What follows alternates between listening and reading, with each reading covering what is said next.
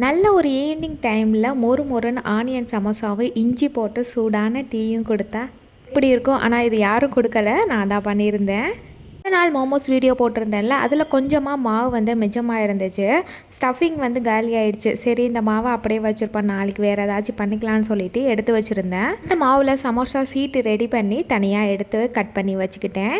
Onion samosa பண்ணுறனால ஒரு பெரிய வெங்காயத்தை ஸ்லைஸாக கட் பண்ணி தனியாக எடுத்து வச்சுருந்தேன். இப்போ ஒரு கடாயில் கொஞ்சமாக எண்ணெய் சேர்த்துட்டு வாசனைக்காண்டி சோம்பு கருவேப்பிலை சேர்த்துட்டு நம்ம கட் பண்ணி வச்சுருக்க ஆனியனையுமே நல்லா வதக்கிக்கலாம்.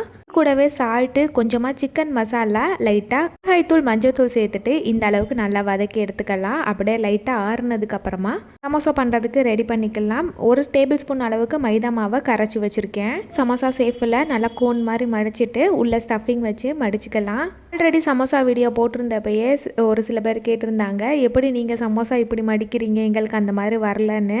சமோசா வாங்க போனாலே அந்த கடையில் எப்படி மடிக்கிறாங்கன்னு பார்த்துக்கிட்டே இருப்பேன். இதனாலே என்னன்னு தெரில, ஓரளவுக்கு நான் வந்து சமோசா சேஃபில் கொண்டு வந்துடுவேன். எல்லாத்தையுமே ரெடி பண்ணதுக்கப்புறமா சூடான எண்ணெயில் ஒன்று ஒன்றா பொரிச்சு எடுத்துக்கலாம். லோ டு மீடியம் ஃப்ளேமில் வச்சு நல்லா மொறு மொறுன்னு பொரிச்சு எடுத்தோம்னா சூப்பரான ஆனியன் சமோசா ரெடி ஆயிரும். மிச்சமான மாவில் பண்ண மாதிரியே இல்லை, ரொம்பவே சூப்பராக மொறு மொறுன்னு இருந்துச்சு.